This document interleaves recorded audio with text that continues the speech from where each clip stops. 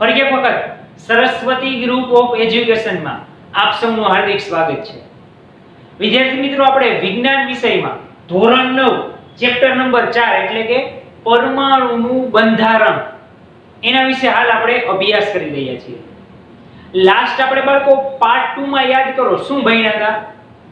Yes, તો કે થોમ્સનનો પરમાણુનો નમૂનો ભણી ગયા હતા અને એની આપણે મર્યાદા પણ જોઈ હતી કે કઈ એવા કારણો શું હતા કે થોમ્સનનો પરમાણુનો નમૂનો છે એ સર્વ સ્વીકૃત ન થયો. એને તરબૂચનો નમૂનો કહેતા, plum pudding, raisin pudding, Christmas cake, આ બધાય સાથે એનો નમૂનો આપણે સરખાવેલો હતો.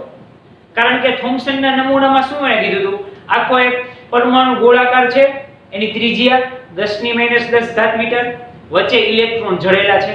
તો આવું તો તરબૂચમાંય હોય, વચ્ચે કાળા બી હોય. આવું તો ક્રિસમસ કેકમાંય હોય, આખી કેક વ્હાઈટ, વચ્ચે લાલ ચેરી હોય. એટલે એને એની સાથે એ નમૂનાને સરખાવેલો હતો. પરંતુ એની ઘણી બધી મર્યાદાઓ હતી જેથી એ નમૂનો સર્વ સ્વીકૃત ન થયો. અને અન્ય ઘણા વૈજ્ઞાનિકો એવા હતા કે જેમાં થોમ્સનના નમૂના કરતા ઘણી જ ઓછી ખામીઓ હતી, એટલે એનો નમૂનો સર્વ સ્વીકૃત પામ્યો, જ્યારે થોમ્સનનો નમૂનો ન ચાલ્યો. એવી જ રીતના બાળકો આપણે હવે જોવાનું છે આલ્ફા કણ પ્રકીર્ણનનો પ્રયોગ, અથવા એને બીજા આપણે ભાષામાં કહી તો રુથરફોર્ડનો પ્રયોગ સમજાવો.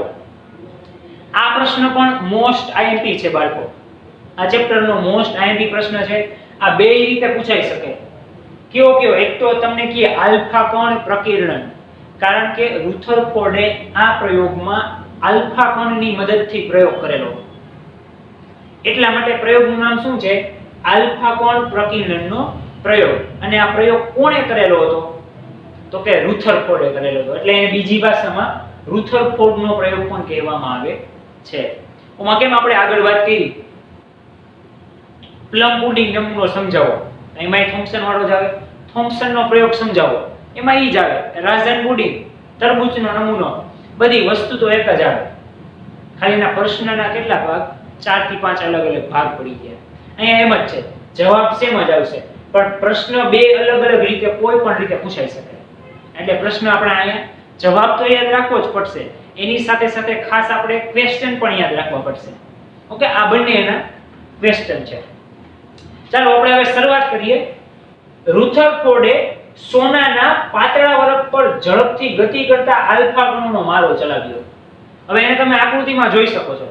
એને શું લીધું? તો કે સોનાનું સાવ પાતળું વરખ લીધું. એની જાડાઈ હમણાં આવશે અહીંયા, આપણે ત્યારે ચર્ચા કરીશું. પછી ઈ પાતળા વરખ ઉપર શું કર્યું? તો કે એને આલ્ફા કિરણોનો મારો ચલાવ્યો. મારો ચલાવ્યો એટલે આમ એના આ બાજુથી પસાર કર્યા કેટલા બધા આલ્ફા કણો, એવું કર્યું.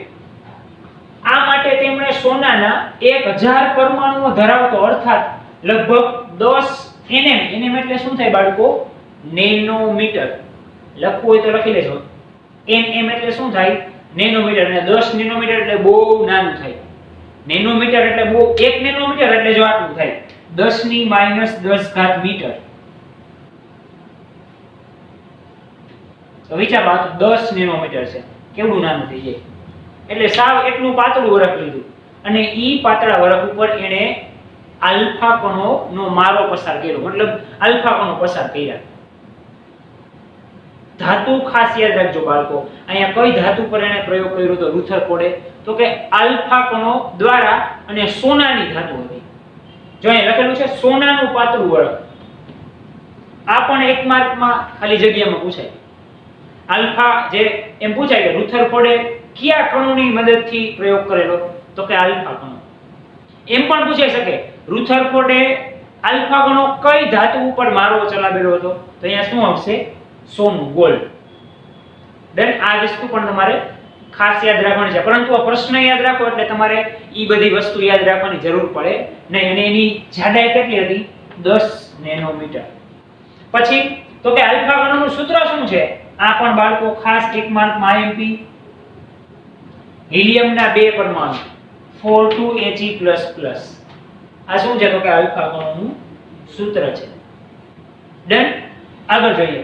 તે દ્વિવીજભારિત હિલિયમ આયન છે. દ્વિ એટલે 2 આ છે બે વીજભાર, બે ધન વીજભારિત છે. અને He એટલે થાય હિલિયમ, હાઇડ્રોજન, હિલિયમ, બીજું જ તત્વ આવે આપણું. ઓકે, એટલે એ શું છે? તે દ્વિવીજભારિત, બે વીજભાર છે, દ્વિવીજભારિત હિલિયમ આયન છે. સમજાણું? આના ઉપરથી જ આ નામ રાખ્યું છે. અને એનું દળ કેટલું છે? 4u. એનું દળ કેટલું છે? 4u.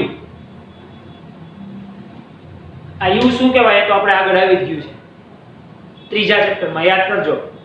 ઓકે, હવે તો કે એને આ પ્રયોગ કર્યો, એ પ્રયોગ કર્યા પહેલા અનુમાન કેવા લગાવ્યા હતા અને એને પ્રયોગ કર્યો પછી પરિણામ શું મળ્યા? આપણે ઘણીવાર મેચમાં અનુમાન લગાવીએ ને.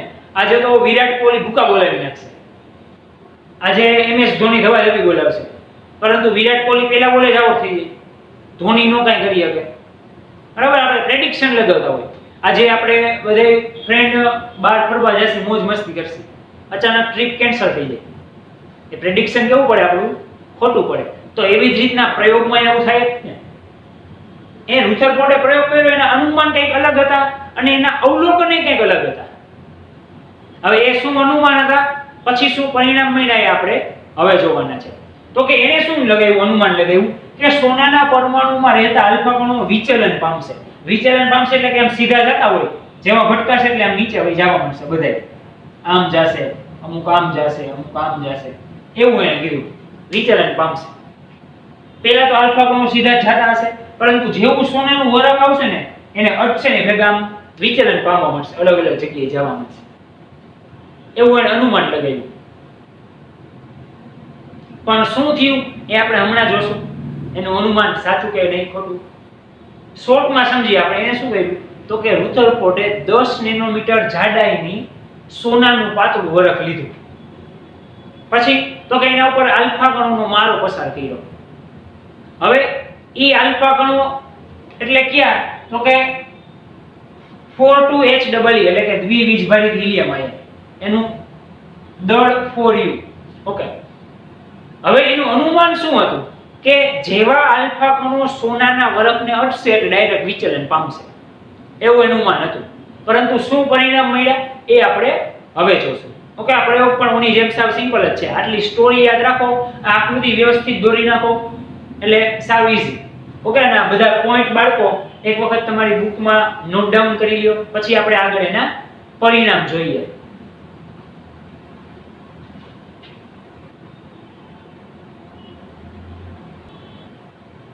હવે પ્રયોગ બાદ આપણે જોઈએ એના અવલોકનો, કે એને ધાર્યું તું શું અને એને પરિણામ શું મળ્યું.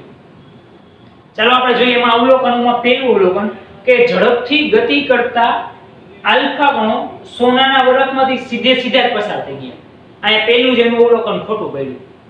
એને શું ધાર્યું હતું કે સોનાના વરખમાં જેવા આલ્ફા કિરણો એને અટશે કે વિચલન પામશે, પણ આમાં વિચલન પામ્યા નહીં.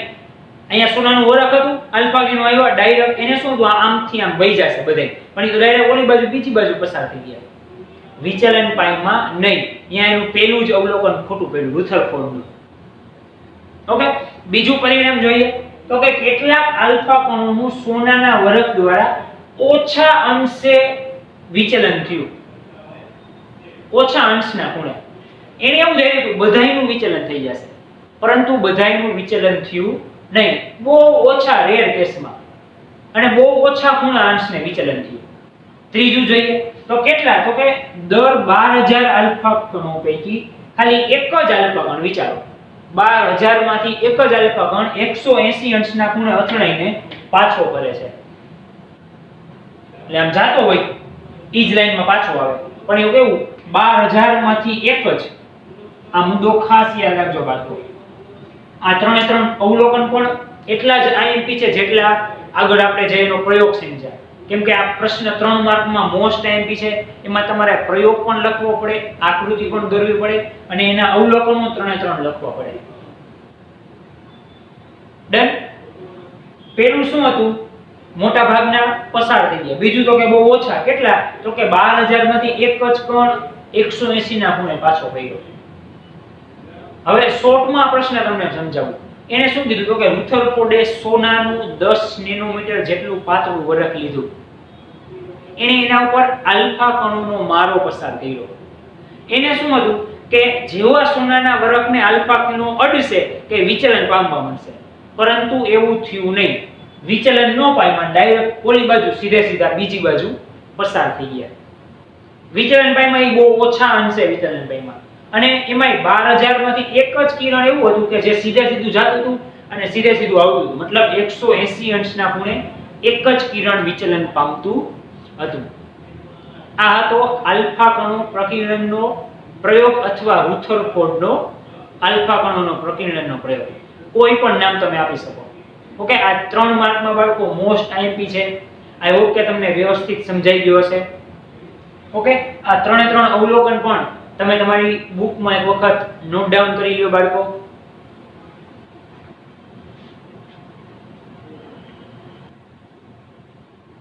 હવે આપણે બાળકો રુથરફોર્ડનો આલ્ફા કણોનો પ્રકીર્ણનનો નિયમ સમજી ગયા.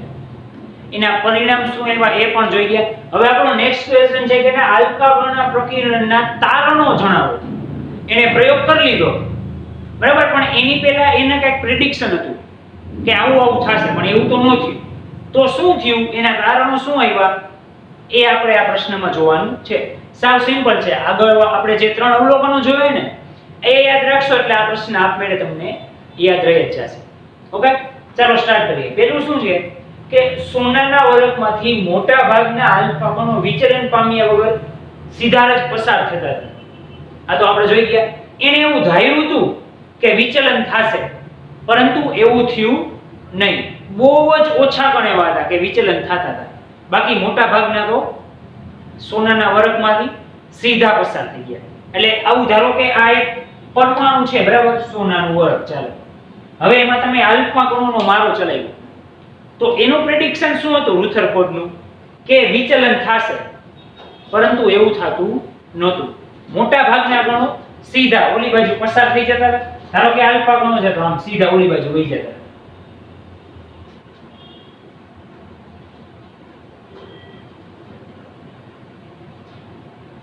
સીધા ઓલી બાજુ પસાર થઈ જાય. એનો મતલબ આપણે શું કહી શકીએ કે પરમાણુનો મોટા ભાગનો વિસ્તાર ખાલી છે. એ તમે આના ઉપરથી કહી શકો. કારણ કે અહીંયા કઈ વચ્ચે એને નડવાનું કઈ નહોતું, વિસ્તાર ખાલી હતો એટલે આ બાજુ આમ જાતા હતા ને. જો અહીંયા વચ્ચે કઈ હોત તો એ વિચલન પામે. જેમ કે હમણાં આપણે બીજા પોઈન્ટમાં આવશે ત્યારે આપણે સમજીશું. જો બીજો પોઈન્ટ શું કીધો કે ખૂબ જ ઓછા આલ્ફા કણો પોતાના માર્ગમાંથી વિચલન પામે છે. ધારો કે આ એક આલ્ફા કણ છે, બરોબર, એ અહીંથી વિચલન પામ્યું. મતલબ શું કામ, કારણ કે અહીંયા વચ્ચે ધન વીજભાર હતો. અહીં હતો એટલે વિચલન પામ્યું. બાકી તો એ આની જેમ સીધું જ વહી જાય જો નો હોત તો. ધારો એક સિમ્પલ એક્ઝામ્પલ આપું. આપણે બસમાં બેઠા છીએ, બધી સીટમાં બધા વ્યક્તિઓ બેઠા જ છે, તો તમે ક્યાંય બેસી શકશો?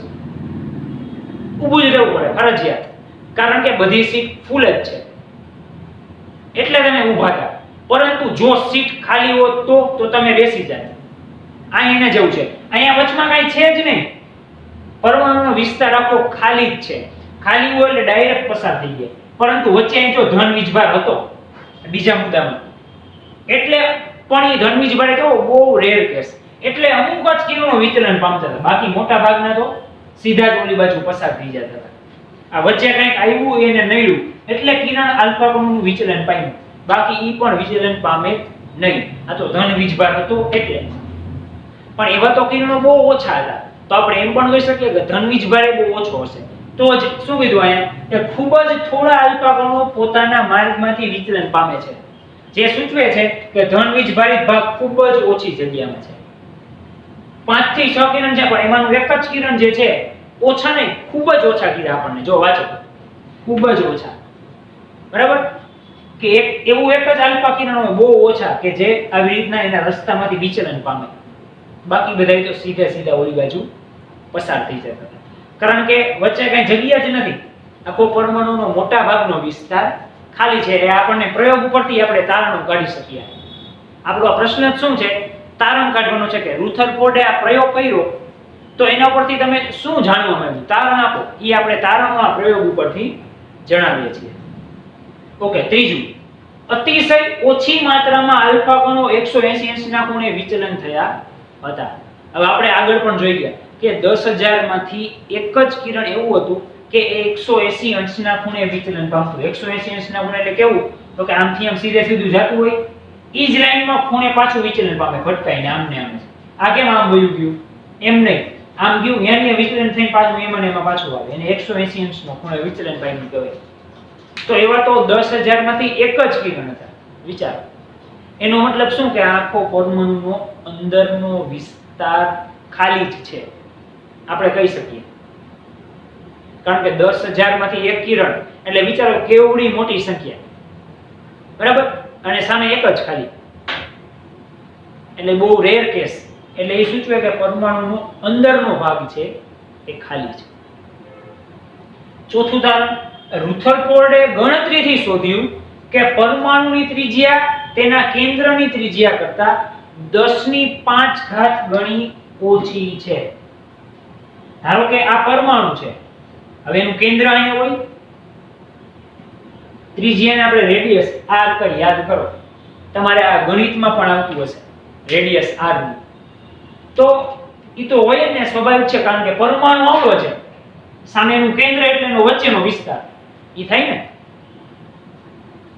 આપણે આ વાત કરીએ ક્રિકેટ મેચના ગ્રાઉન્ડની, બરાબર? આવડું ગોળ ગ્રાઉન્ડ હોય, વચ્ચે પીચ તો આવડી ગમતી જ હોય, તો ઓલો કેવડો મોટો ભાગ હોય અને વચ્ચેનો પીચનો ભાગ તમે જોવો, ઈ વચ્ચો વચ્ચો હોય એક્ઝેક્ટ. તો સ્વાભાવિક છે ને ઓલો ભાગ કેવડો હશે? મોટો થઈ જાય. એટલે અહીં શું કીધું? એના પરમાણુ કરતા એના કેન્દ્રની ત્રિજ્યા 10⁵ ગણી ઓછી છે. એટલે 10 ની પાછળ 5 મીંડા લગાડી દો, એટલી ઓછી છે.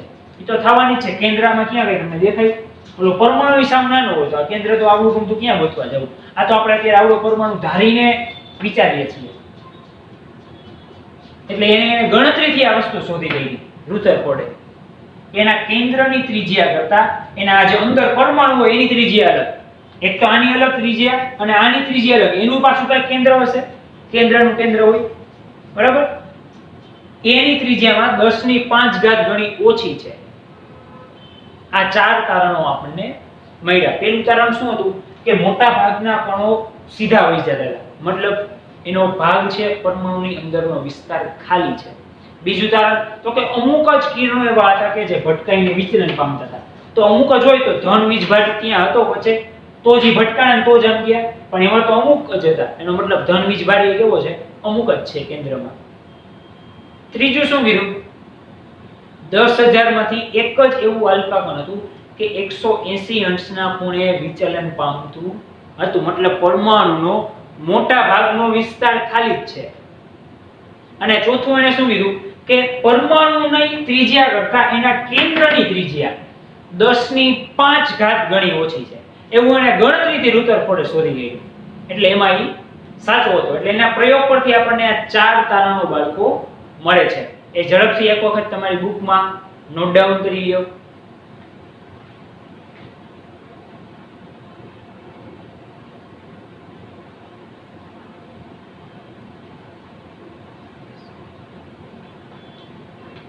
ઓકે બાળકો, આઈ હોપ કે તમને આ લેક્ચરમાં વ્યવસ્થિત રુથરફોર્ડનો પરમાણુનો નમૂનો, એની મર્યાદા અને એના જે આ અવલોકનો એટલે કે આપણને તારણો મળ્યા, બરાબર, એ વ્યવસ્થિત સમજાઈ ગયા હશે. ટૂંકમાં મેં કહ્યું શું? સોનાના વળખ લીધા, એમાંથી આલ્ફા કણો મારો ચલાવ્યો, એને કંઈક પ્રેડિક્શન હતું, રિઝલ્ટ કંઈક અલગ આવ્યું. આ પ્રશ્ન એ કહેવા માંગે છે. એનું રિઝલ્ટ શું હતું? પ્રેડિક્શન કે મોટા ભાગના કણો વિચલન પામશે, પરંતુ એવું થયું નહીં. અહીંયા શું થયું? કણો સીધે સીધા પસાર થવા માંડ્યા. મતલબ શું સૂચવે છે? પરમાણુનો અંદરનો વિસ્તાર ખાલી છે. ઓકે, તો બાળકો આપણે અહીંયા પાર્ટ 3 સુધી રાખીએ છીએ. આઈ હોપ કે તમને આ પ્રશ્ન વ્યવસ્થિત રીતે સમજાઈ ગયો છે. અને હોમવર્કમાં તમારે આ 2 વખત પ્રશ્ન લખવાનો છે. વધુ આપણે પાર્ટ 4 માં નવી થિયરી સાથે મળીશું. ધન્યવાદ.